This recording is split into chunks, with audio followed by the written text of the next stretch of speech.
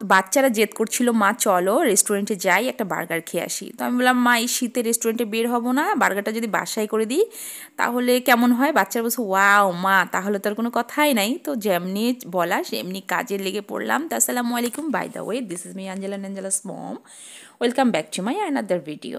তো আমি একটা ব্রয়লার মুরগি নিয়ে এসেছি। ব্রয়লার মুরগিটা আমি এইভাবে পিস পিস করে কেটে নিচ্ছি। আপনারা চাইলে কিন্তু আপনাদের সোনামণিদেরকে এইভাবে একদম বার্গার করে দিতে পারেন বাসায়। তো আমি এইভাবে স্লাইস করে নিচ্ছি মুরগির মাংসটা, এইভাবে আমি পিস করে নিচ্ছি। আমি আমার পছন্দ মতো করে নিচ্ছি, আপনারা আপনাদের পছন্দ মতো করে নেবেন। তো এই তো আমি এইভাবে কেটে নিচ্ছি বুকের মাংসটা। আর আমাদের বাসায় যেহেতু ফ্যামিলি মেম্বার অনেক, প্রায় 9 জন 10 জনের মতো, আমি প্রায় বেশিরভাগ ব্রয়লার মুরগিটাই আমি এখানে ব্যবহার করেছি। তো আমি এইভাবে একদম বুকের মাংসটা একদম পিস পিস করে কেটে নিয়েছি, সাথে একটু ভালো করে ধুয়ে নিয়ে থেতলে নিয়েছি এখানে। আপনারা চাইলে কাঁটা চামচ দিয়েও এখানে মানে কাঁটা চামচ দিয়ে একটু করে ক্রাক করে নিতে পারেন উপরটা। আমি থেতলে নিচ্ছি যেন মশলাগুলো ভালো ঢুকে।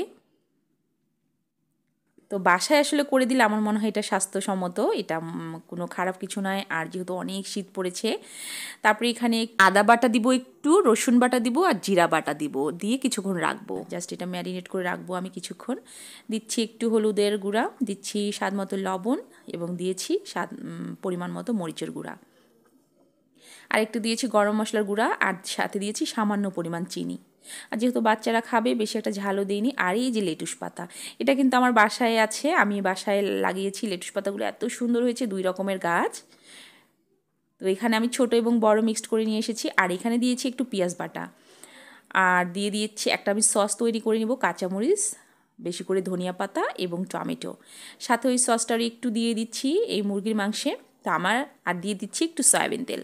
আমি এটা ম্যারিনেট করে রেখেছি 10 থেকে 15 মিনিট, সব কিছু করার মানে যতটুকু সময় লাগে ততটুকু পর্যন্ত। তারপরে একটা তাওয়ার মধ্যে তেল গরম করে এইভাবে আমি মুরগির পিসগুলো ভেজে ভেজে নিব। আপনারা চাইলে কিন্তু অনেকক্ষণ ম্যারিনেট করে রাখতে পারেন এটা।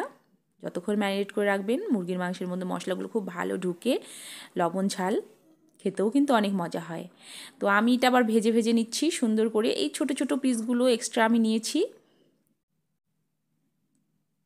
তো চুলার আঁচটা কিন্তু একদম মানে মিডিয়াম টু হাইয়ের মাঝামাঝি রাখতে হবে।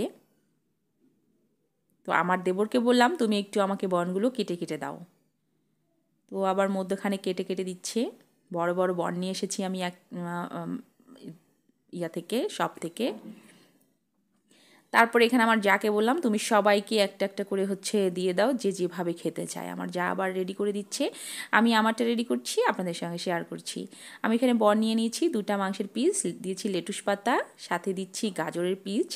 আর এই গাজর আমার শশা নিয়ে আসতে আমাকে অনেক দূর যেতে হয়েছে, শশা ছিল না। আমি আর আমার যা গিয়ে আবার বাড়ি থেকে শশা কিনে নিয়ে এসেছি। আর বার্গারে শশা থাকবে না তা কী করে হয়। দিয়ে দিলাম টমেটো এবং দিয়ে দিচ্ছি গাজর, সাথে এই পাশ আর ওপাশ বন করে। বাস হয়ে গেল আমার বার্গার। কেমন লেগেছে? সবাই সস দিয়ে খেয়েছে, আমি কিন্তু এমনিতেই খেয়েছি, আলহামদুলিল্লাহ।